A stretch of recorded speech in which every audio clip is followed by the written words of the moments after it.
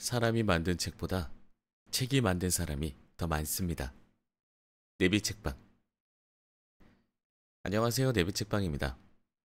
오늘 소개할 책은 마침내 고유한 나를 만나다 입니다. 김석지음, 출판사 21세기 북스입니다. 나에게 질문하는 순간 관계가 풀리는 자아 리셋 심리학. 자아를 리셋한다는 거는 초기화 시킨다는 것이겠죠. 자, 자아에 대해서 어떤 생각들을 가지고 계실까요? 자아란 과연 무엇일까? 무의식과 관련이 있지 않을까 싶습니다. 평소에, 그러니까 보통의 저의 기본적인 어떤 모습이겠죠? 생각, 행동, 이런 것들. 기본의 나가 자아가 아닐까라는 생각을 하네요. 그렇다면 혹시 그 기본이라는 것이 처음부터 주어져서 그대로 끝까지 가는 것인지 아니면 그 기본도 바꿀 수 있는 것인지 좀 궁금해지긴 합니다. 그러고 보니까 자아 리셋이라는 거는 내가 원하는 방향으로 이 기본을 좀 바꾸는 것을 말하지 않을까라는 생각도 해보게 됩니다. 자, 오늘의 책 목차부터 소개하겠습니다. 자, 프롤로그. 자아 리셋, 매너리즘에 빠지지 않기. 1. 내 안의 나를 만나다. 무의식의 주체는 누구인가? 자아에 대한 믿음은 언제나 정당할까? 자아는 몇 개의 창으로 이루어져 있을까? 나는 나를 얼마나 알고 있을까? 저는 오늘 소개하게 된다면 이 나는 나를 얼마나 알고 있을까? 이 부분을 좀 소개해드려 보면 어떨까 합니다. 혹은 무의식의 주체는 누구인가? 여기도 괜찮겠네요. 2. 내 안의 욕망을 발견하다. 네, 안녕하세요. 어서 오세요. 반갑습니다. 자, 2. 내 안의 욕망을 발견하다. 욕망. 여러분들은 어떤 욕망을 가지고 계실까요? 저에겐 또 어떤 욕망이 있을까요? 저는 편안하고자 하는 욕망이 있습니다. 게으름과 관련이 있는 걸지도 모르겠어요. 욕망에 관한 몇 가지 질문. 플라톤과 스피노자, 들레즈의 욕망이론, 라칸과 욕망의 윤리. 순수 욕망은 어디로부터 오는가? 3. 내 안의 불안을 마주하다. 내 안에 검은 그림자가 있다. 불확실한 시대를 살아가는 우리의 불안. 신경증은 왜 사회 질병이 되었나?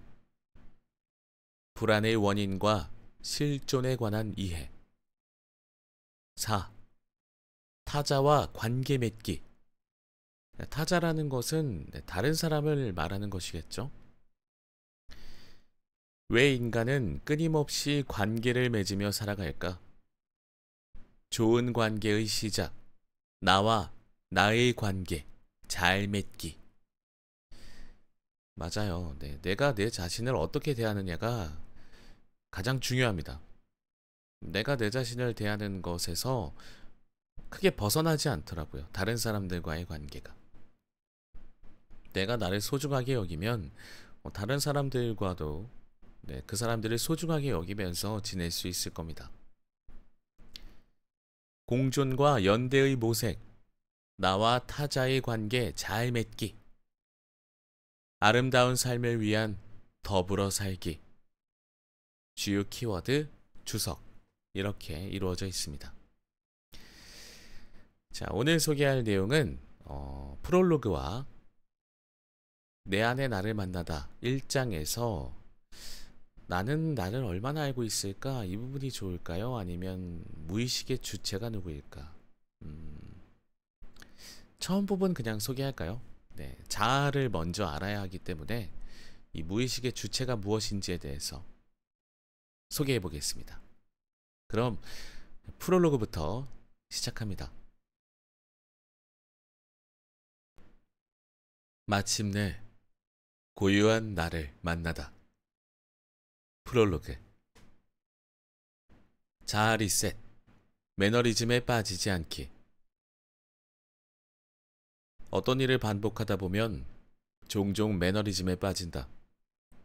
국어 사전에 보면 매너리즘은 항상 틀에 박힌 일정한 방식이나 태도를 취함으로써 신선미와 독창성을 잃는 일이라고 정의되어 있다.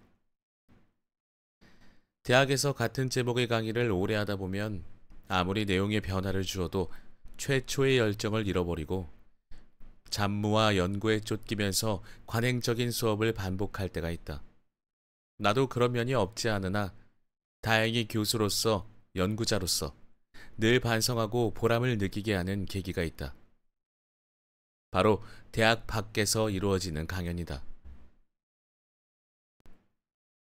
나의 외부 강의나 강연에 반응해주고 그것으로 인해 새로운 변화를 시작하는 사람들이 주는 여러 형태의 피드백이 나를 항상 새롭게 한다. 청중의 반응은 연구자이자 교수로서의 내 정체성과 욕망에 다시 불을 지핀다. 일례로 2011년 한 교도소에서 열린 평화인문학이라는 강연 프로그램에 참여한 적이 있다. 여러 분야의 학자들이 참여했는데 나는 행복과 사랑이라는 주제로 재소자들 약 15명에게 두 차례의 철학 강의를 했다. 이거 한번 저희가 책 소개하면서 다뤘던 적이 있던 기억이 납니다. 그 강연인지는 모르겠는데 재소자분들을 상대로 해서 여러 가지 강의를 여러 분야의 교수님들이 하셨던 것이 기억이 나는데 배철현 교수님이셨을까요? 네, 서울대학교 교수님이신데 그분의 주체로 해서 하셨던 기억도 났는데 맞는지 확실하진 않네요. 늘 철학이란 세계와 자신에 대한 탐구적 자세 전환을 배우는 계기라는 신념을 가지고 있는 나는 그날도 열정적으로 사랑에 대해 이야기했다. 강연이 끝나고 한 재소자가 오더니 내게 무언가를 내밀었다. 강연을 들으며 자신과 아내의 관계에 대해 생각하게 되어 처음으로 그 자리에서 아내에게 줄 시를 써보았다며 보여주었다. 시 내용은 자세히 기억나지 않지만 소박하고 좀 서툴러도 진솔하게 자신의 감정을 표현한 글이었다.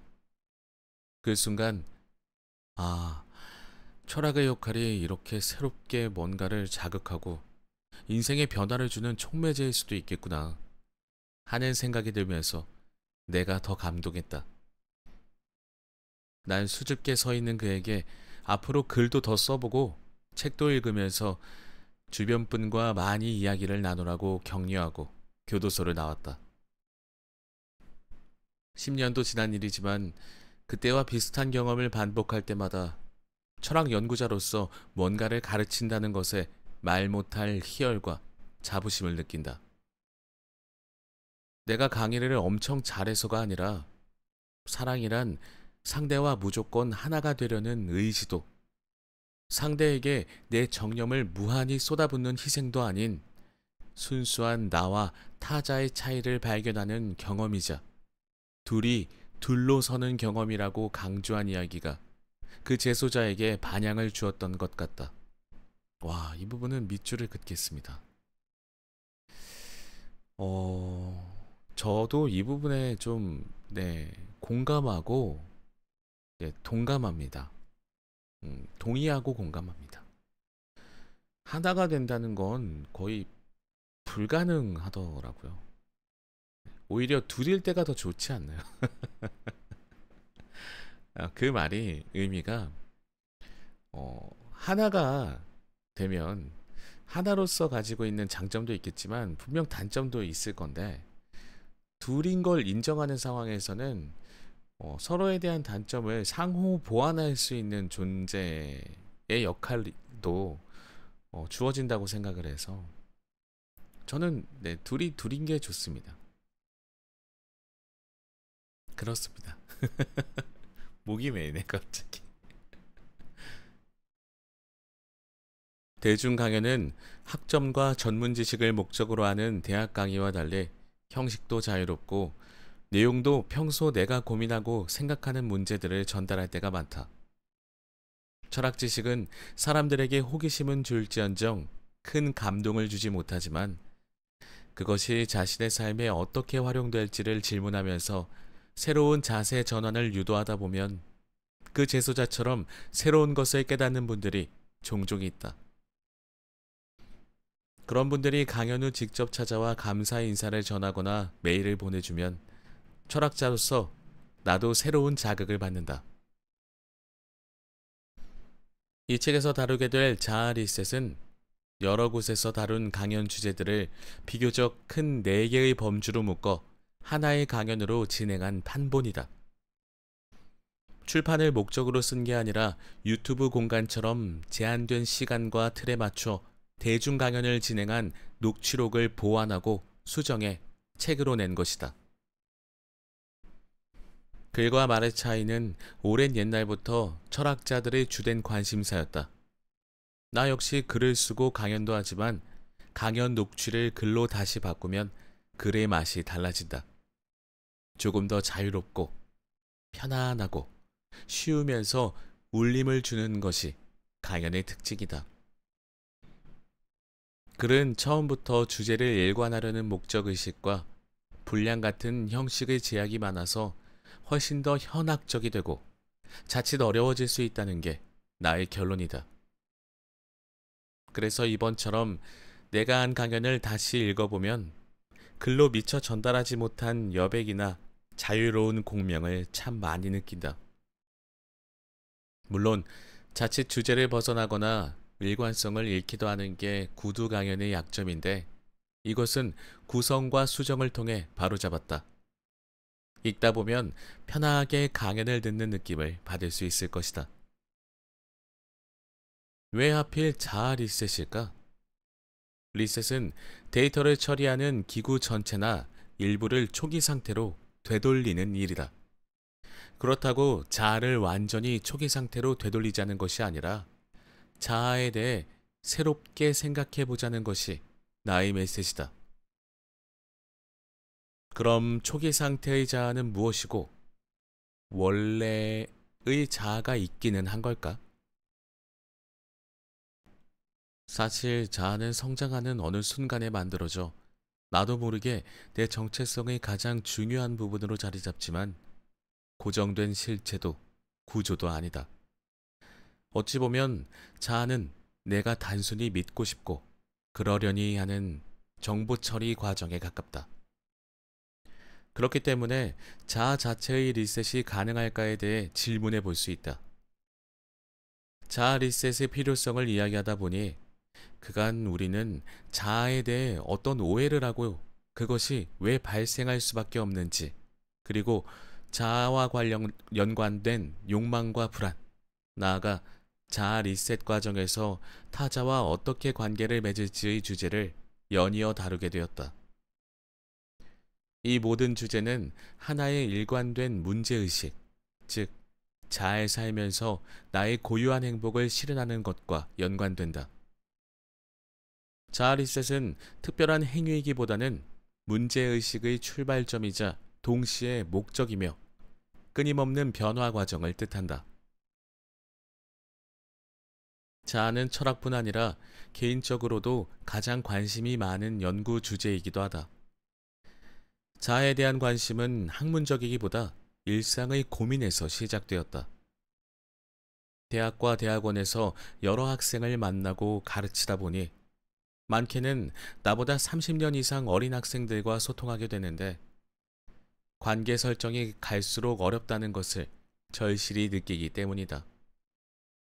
내가 나이를 먹어가는 탓도 있지만 점점 젊은 세대의 가치관이나 삶의 방식이 따라가기 힘들 정도로 빠르게 바뀌는 탓도 크다. 예전처럼 교수이기에 권위를 가질 수 있는 것이 아니며 내 말이 공식 수업 과정에서도 거부되는 것을 현장에서 느낄 때가 있다. 나는 좋은 의도와 목적으로 이야기한 것인데 나중에 학생들은 그것 때문에 상처를 받고 나를 비난할 때도 종종 있다. 그러다 보니 사람을 만날 때마다 내 문제는 무엇이고 어떤 관계를 맺는 것이 좋을지 고민하게 된다. 요즘 신문지상에서 많이 회자되는 세대 갈등, 젠더 갈등, 문화 갈등을 일선에서 가장 첨예하게 겪으면서 철학자로서 그것에 답을 주려다 보니 자아, 욕망, 타자에 대해 생각할 기회를 강요받는 것이다. 자아의 가장 큰 특징은 자기 중심성인데 이렇게 강조하는 나도 무의식적으로 그 함정에 빠질 때가 있다. 그러다 보면 상대로서는 굉장히 예민하고 거북한 주제를 나는 내 식으로 전달해 사달이 나기도 한다. 한 가지 예로 철학 텍스트를 학생들과 강독하는 전공 수업이었다. 학생들이 잘못 독해하거나 본질을 놓치고 헛다리를 짚을 때 이 수업이 면접 시험이면 지금 그 정도의 답변은 대략 몇 점쯤이라고 지적해 준 적이 있다. 내 딴에는 학생들이 자신의 문제와 약점을 정확히 보기를 바라면서 마치 수행평가처럼 구체적 점수를 매겨 설명한 것인데 그 학기가 끝나고 강의 평가에 이 부분에 대한 학생들의 원망과 비판이 많았다. 그때 나는 아무리 내 의도가 좋아도 타자와 소통하고 더불어 살기 위해서는 나보다는 타자의 입장을 그 자체로 받아들이는 것이 선결 문제라는 반성을 했다. 물론 학생들의 비판을 무조건 수용해야 하는 것은 아니다. 미국의 사회학자 조너선 하이트가 나쁜 교육에서 소개한 것처럼 학생들이 불편해하고 싫어하는 주제를 점점 더 대학 강단에서 퇴출시키는 것은 이들에 대한 지나친 보호이자 편견을 조장해 정신적 면역력을 떨어뜨리는 또 하나의 신화가 될 수 있기 때문이다. 자아 리셋이 잘 되면 타자와의 관계도 새롭게 설정할 수 있다. 대부분 소통의 문제는 자기 관점에서 의미를 부여하며 상대를 설득하려고 하기 때문에 생긴다. 자, 이 부분은 밑줄을 긋겠습니다. 자, 대부분 소통의 문제는 나의 관점에서 남을 설득하려고 하기 때문에 생긴다고 하네요. 타자를 수용하는 것은 타자의 낯섦과 동화 불가능성을 일단 그 자체로 받아들이는 데에서 시작한다. 보통 자아에 대한 책은 자아의 구성과 성격, 자아에 대한 논쟁을 다룬다. 나는 자아 리셋의 목적이 자아에 대한 여러 이론을 검토하는 것이 아니라 사회가 주는 선입견과 성장 과정에서 굳어진 습관적 관행 때문에 자신에 대해 잘못 이해하고 있는 것을 문제 삼는 것에서부터 시작되어야 한다고 생각한다. 일부 내 안의 나는 이런 부분을 다루었다. 히브리인의 오랜 속담에 따르면 인간은 질문을 던지는 자다. 인간은 호기심을 가지고 자연, 세계, 우주, 그리고 더 나아가 이 모든 것의 원인인 신에 대해 탐구해왔다. 하지만 모든 지식의 출발점에는 나에 대한 질문이 놓여야 한다. 내가 나를 잘 모를 수 있다는 것을 받아들이는 것이 자아 리셋의 출발점이자 다른 학문의 토대가 된다. 이른바 자세 전환의 중요성이다. 자아에 대한 오해는 미숙함이나 교육 부족이 아니라 구조적이기에 지식이 많을수록 이런 성향이 더욱 심화되기 쉽다.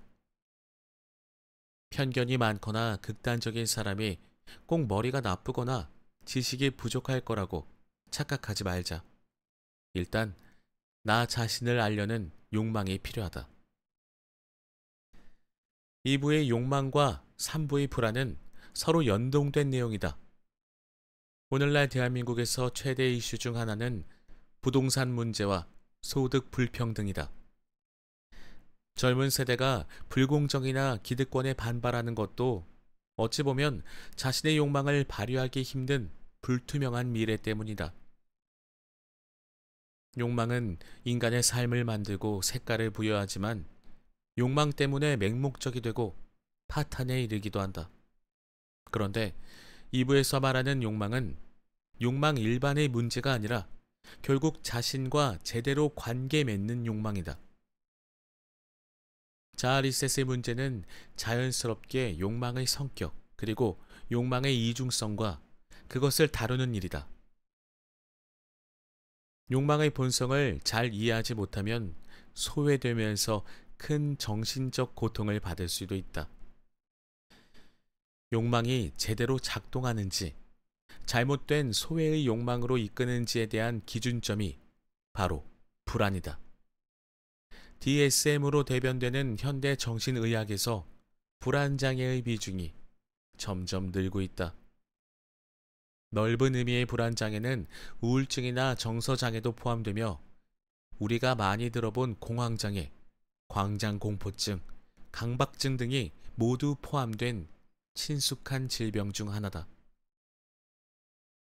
나는 여기서 불안이란 그렇게 부정적이지만은 않으며 유한자와 무한자, 신과 동물의 경계에 있는 인간만이 느끼는 고유한 실존적 증표라는 이야기를 강조하고 싶다. 이 불안에 관한 얘기는 저는 봉준호 감독님의 예를 항상 생각합니다. 봉준호 감독님은 항상 불안함을 느끼면서 사신다 라는 식의 내용을 인터뷰에서 말씀하신 적이 있는데 그 불안함을 어떤 창조적인 에너지로 바꾸시는 것 같아서 불안함이 꼭 부정적인 의미로만 느껴질 필요는 없지 않을까 하는 생각을 해본 적이 있습니다. 그런데 실존주의자들이 불안을 인간의 존재론적 조건으로 설정하는 것과 달리 나는 욕망이 제대로 작동하지 않거나 소외될 때 바라는 신호가 바로 불안이라고 본다. 오, 이것 또한 밑줄을 그어보겠습니다. 불안이라는 게 뭐 별다른 게 아니라 내가 뭔가를 하고 싶은데 그거 못할 때 생기는 신호. 이것이 불안이지 않을까. 단순하게 생각해보면 그렇네요. 예전에 저는 어렸을 때 하고 싶은 게 너무 많아서 항상 좀 불안했던 기억이 나요. 아, 이거 못하면 어떡하지? 하고 싶은데. 못하게 되면 어떡하지? 뭐 이런 생각들을 했던 것 같네요. 결국 불안하다는 것은 우리의 욕망을 되돌아보면서 그 욕망의 주체인 나를 되돌아보라는 것이다. 야, 이 부분까지 밑줄을 이어서 긋겠습니다. 1, 2, 3부가 나와 관계된 것이라면 4부는 타자와 관계를 어떻게 맺을지를 다룬다. 자아는 고립된 존재가 아니라 타자와 상호작용 속에서 지속적으로 변하는 것이며 서로 영향을 주고받기 때문이다. 내가 아무리 나의 욕망에 충실하고 내 나름의 행복을 추구해도 사회나 타자가 그런 환경을 가로막으면 불행해질 수밖에 없다. 정신장애가 발생하는 것은 인간이 사회적 존재이고 프로이트가 말한 대로 타자가 주는 고통이 제일 심각하기 때문이다. 타자 중에서도 특히 나와 친밀한 가족, 연인, 친구가 나를 서운하게 하고 힘들게 할 때가 많다. 프로이트가 문명 속의 불만에서 말한 타자가 주는 고통은 나와 밀접한 타자를 말한다. 자아 리셋은 결국 이런 타자와 더불어 잘 사는 문제로 귀결되어야 한다. 항상 보면 가장 가까운 사람이 나에게 가장 큰 상처를 주죠. 그런데 이것은 둘만의 문제가 아니라 공동체 전체의 문제다. 현대사회의 여러 문제는 개인을 지탱해주던 전통적 관계가 붕괴되면서 개인의 고립과 단절이 심해진 것도 원인이 있다. 사회가 건강하지 않으면 개인이 아프다. IMF와 2008년 금융위기를 거치면서 우리 사회의 각자 도생의 분위기가 팽배해지고 1인 가구도 점점 증가하고 있다.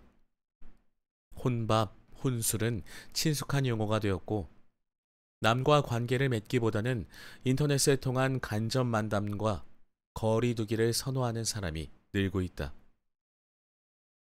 그러나 사회와 공동체는 우리가 벗어날 수 있는 그런 선택의 문제가 아니다. 팬데믹은 전 세계의 기존의 인간관계와 집단관계를 어떻게 맺고 변화된 시대에 맞게 어떻게 실현해야 할지 과제를 던져주었다. 백신, 치료제, 국가 간 협동의 문제는 공동체 차원에서 풀 수밖에 없으며 전통적 공동체가 많이 해체된 지금 국가의 영역은 계속해서 늘 수밖에 없다.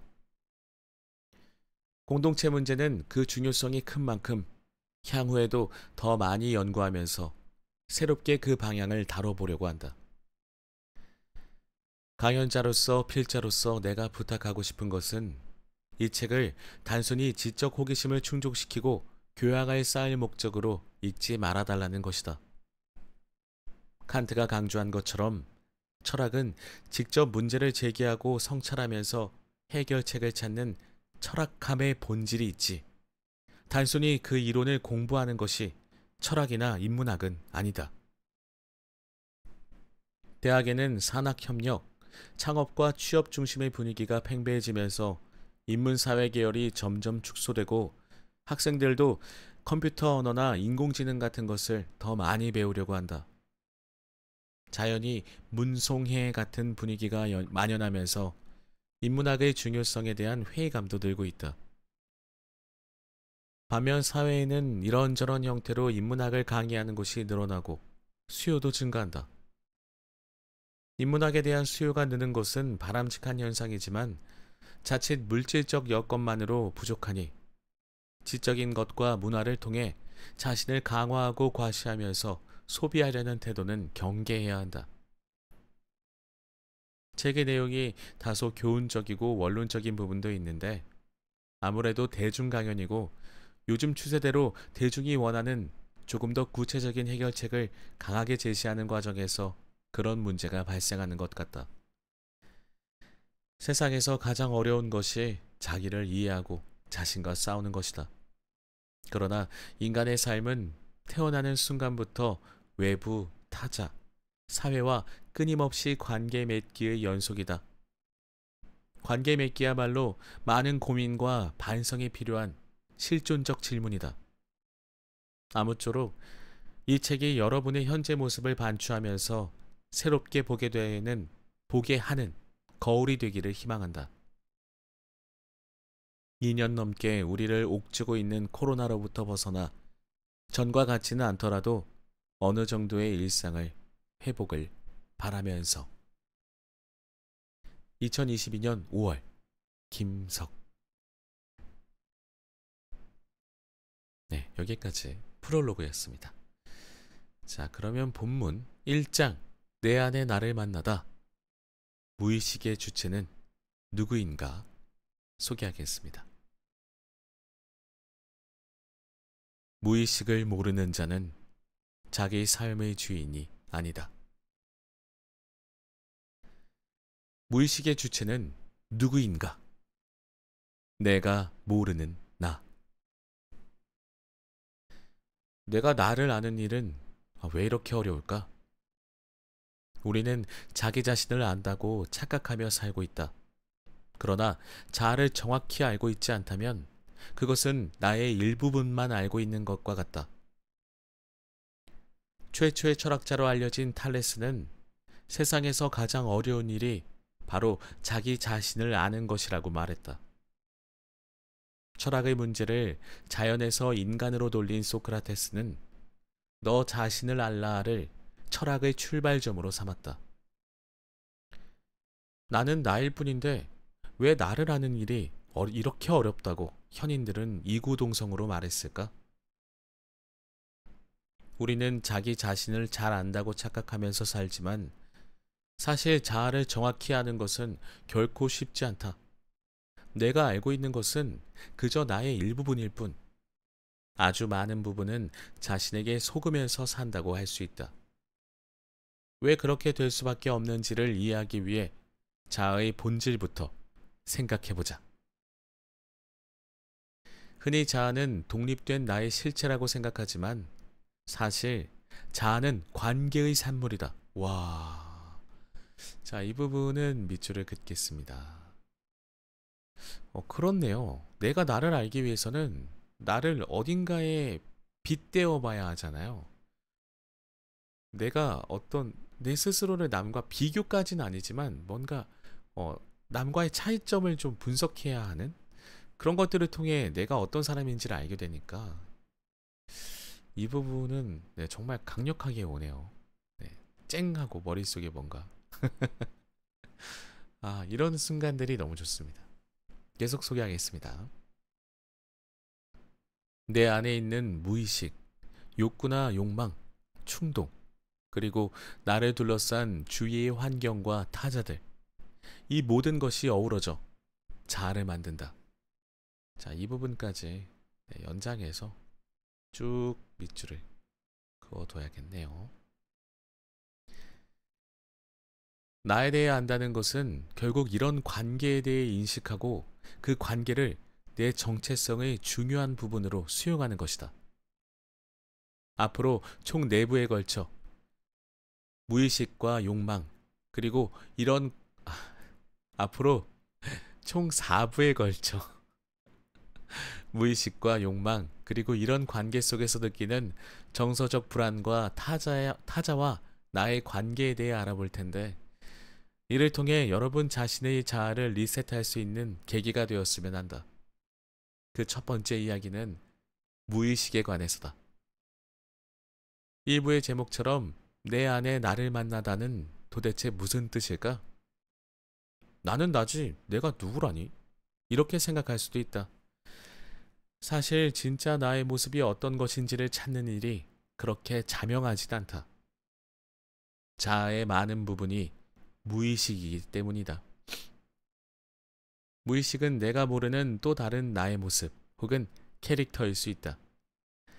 실존주의는 의식과 정체성을 거의 동일시하면서 주체의 자유를 강조하지만 주체의 많은 부분은 무의식이다. 그러면 진짜 나를 이루는 것은 무엇일까? 혹시 내가 알고 있는 나의 모습이 잘못되었거나 기만적이진 않을까?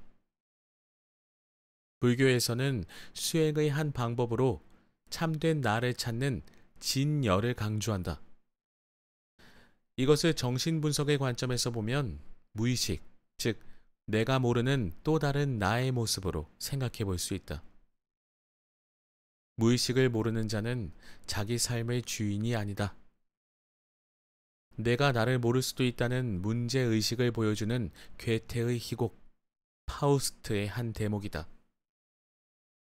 나 자신을 내 삶의 주인인 것 같지만 나의 무의식을 모른다면 그건 나의 전부를 아는 게 아니다. 무의식에 대해서는 상당히 많은 연구들이 이루어져 왔고, 특히 최근에는 뇌과학 분야에서 무의식에 대한 실증적인 연구가 활발하게 이루어지고 있다. 독일의 생리학자 카를 구스타프 카루스는 의식의 본질은 무의식 속에서 찾을 수 있다고 말하고, 철학자 쇼펜하우어는 인간은 자신이 알 수 없는 힘에 의해 추동된다고 말한다. 무언가 나를 움직이지만 그 힘의 정체에 대해서는 알기 어렵다는 것이다. 철학자 니콜라이 하르트만은 정신적 삶은 의식에서 벗어나는 부분을 포함한다라고 말하고, 정신분석학자이자 생리학자 프란츠 알렉산더는 신체 질환은 무의식적 갈등과 연관되어 있다고 말한다. 내 몸의 어떤 증상이나 고통이 무의식적 갈등과 연관되어 있다는 것이다. 그리고 프로이트는 무의식에 대해 자아는 자기 집의 주인이 아니다라고 정의한다. 내가 나의 삶의 주인인 것 같지만 내가 모르는 부분이 나를 움직일 수도 있다는 것이다. 이 부분은 좀 무섭네요. 내가 자아라고 했을 때 내가 내 주인이 아닐 수도 있다. 네. 무의식이 나를 더 많은 부분에서 차지하고 있다? 라는 생각을 해봤을 때는 무섭네요. 왜냐하면 내 무의식이 뭔지 모르니까. 자, 계속 소개하겠습니다. 이렇게 무의식이란 내가 알 수 없는 혹은 접근이 불가능한 모습으로 생각할 수 있다. 그런데 여기서 주의해야 할 것이 있다. 무의식이라고 하면 얼핏 로버트 루이스 스티븐슨의 유명한 소설 지킬 박사와 하이드 씨처럼 인간 안에 존재하는 악이나 내가 몰랐던 깜짝 놀랄만한 캐릭터 등을 떠올릴 수 있다. 하지만 무의식은 그런 것이 아니다. 다행입니다. 무의식은 항상 나의 모습으로 내재하고 있는 의식의 일부분이지 제2의 인격처럼 어딘가 숨어 있다가 갑자기 자신을 드러내는 것이 아니며 늑대인간처럼 어느 순간에만 나타나는 것도 아니다. 무의식은 이렇게 저렇게 드러나면서 우리 정체성의 핵을 이루는데 자아에서 무의식에 대해 아는 것이 중요한 이유도 그 때문이다. 계속 순간적으로 팍 나타나는 게 아니라 이렇게 저렇게 드문드문 이렇게 드러나는 것이 무의식인 것 같습니다. 내 안에 또 다른 나. 그러니까 내 안에 또 다른 나가 아예 다른 존재는 아니라는 것이죠. 약간 다르긴 하지만 정반대이진 않을 수 있다. 그럴 확률이 거의 없다 혹은 드물다라고 봐도 되겠네요. 나의 일상을 지배하는 또 다른 나.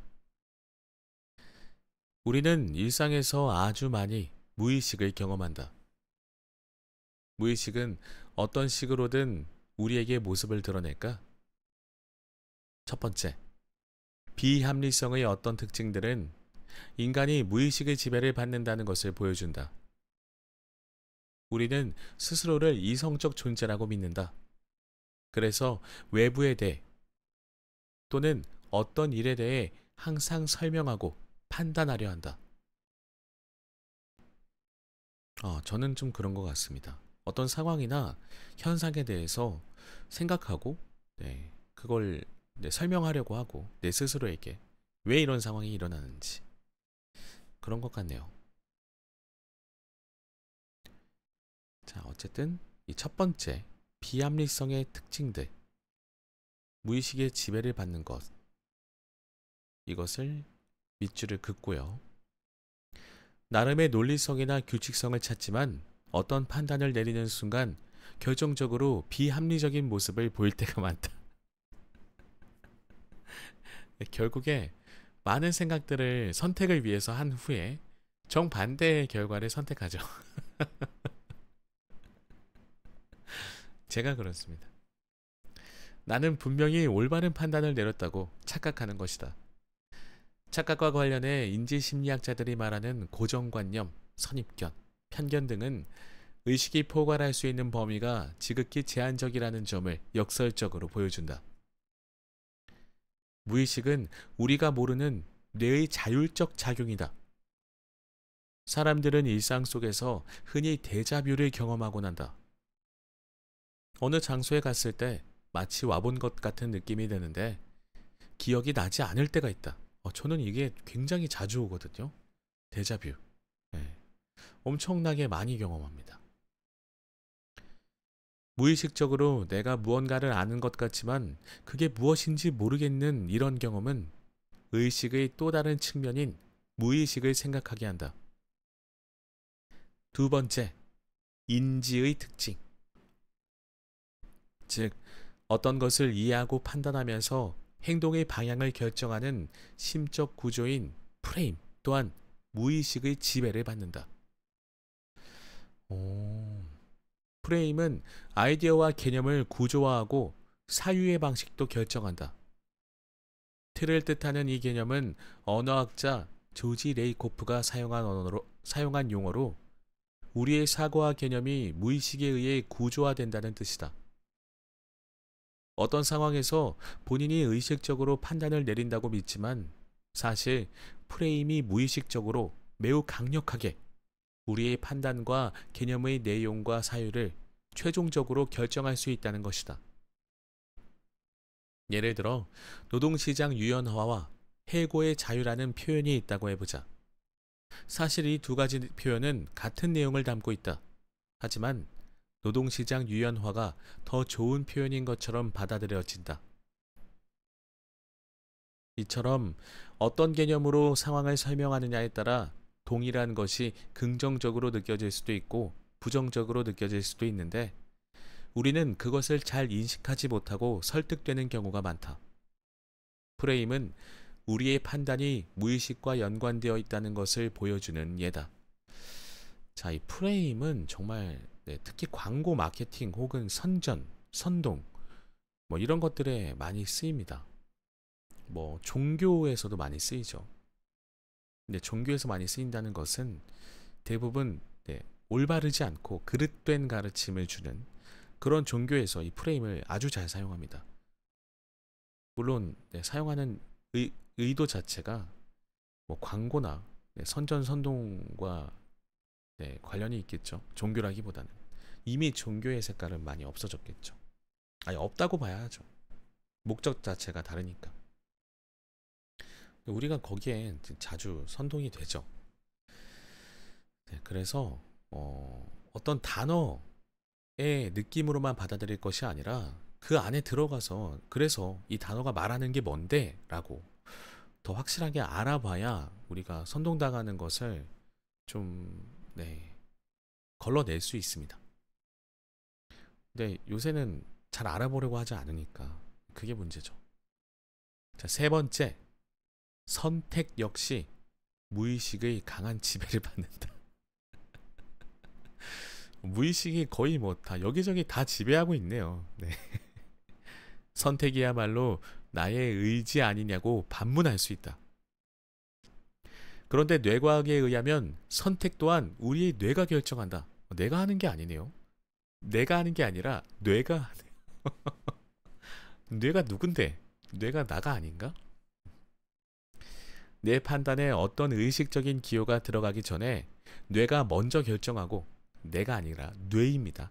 뇌가 먼저 결정을 하고 내가 그것을 뒤따르며 설명하는 식이다. 와, 그렇다면 나의 뇌에는 뭐가 들어있을까? 착한 애인가 나쁜 애인가? 굉장히 이상하네요. 네. 어떻게 보면 나는 뇌가 결정한 것을 합리화시켜주는 존재다.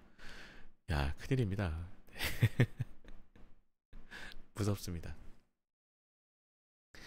최근 이런 선택의 무의식적 메커니즘을 활용하는 대표적인 분야가 행동주의 경제학의 뉴로마케팅이다.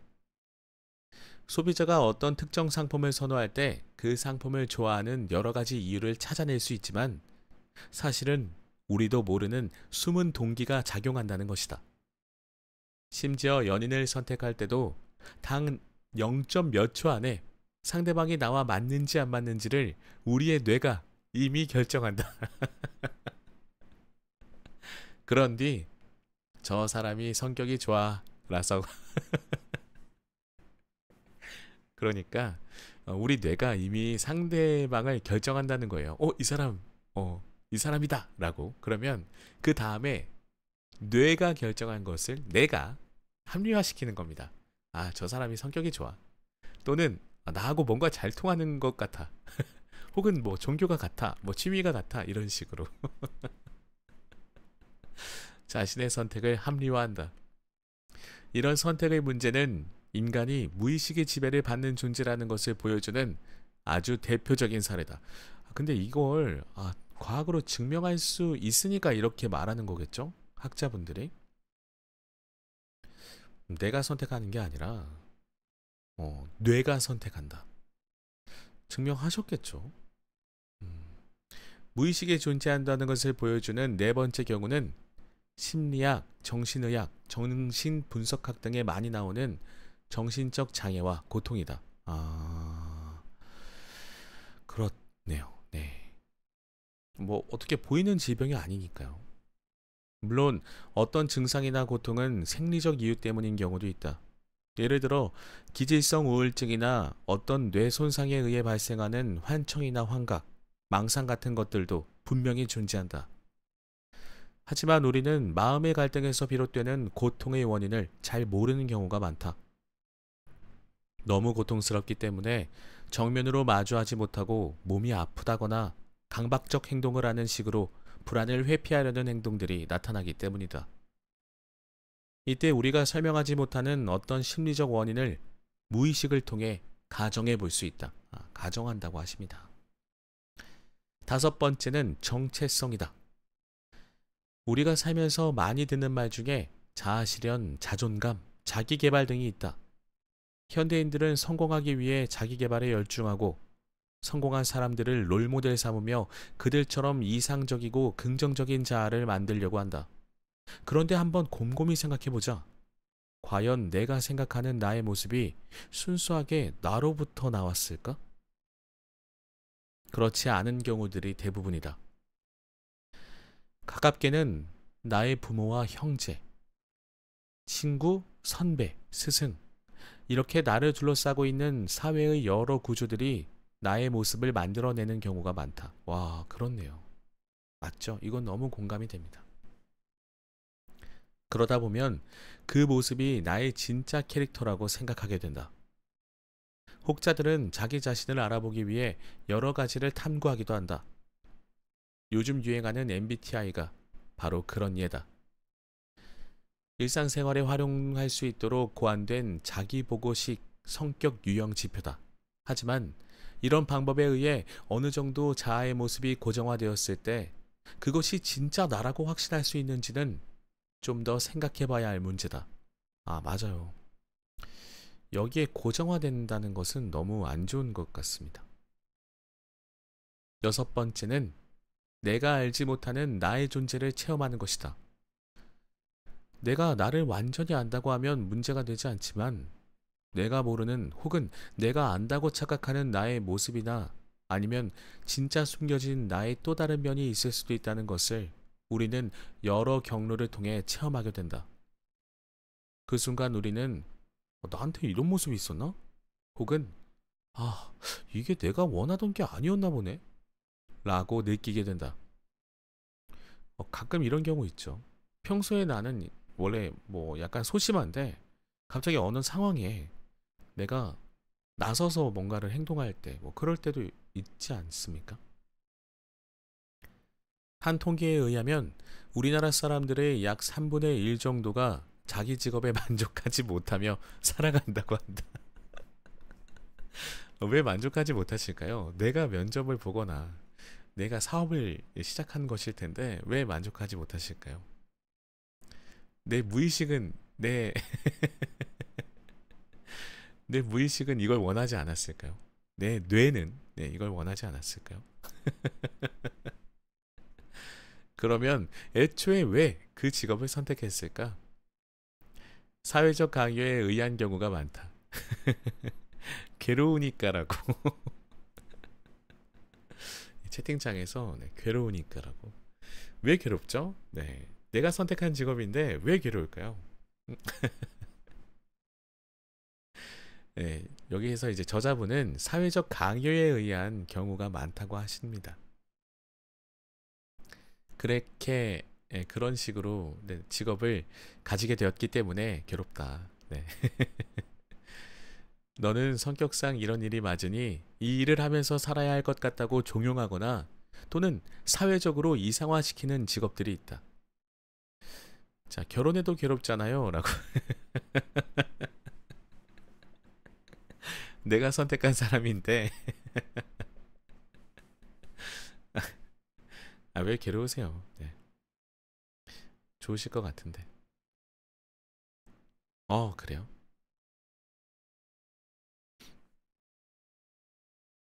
가령 훌륭한 법률사무소에 다니는 변호사나 유명한 병원의 의사가 그런 경우다.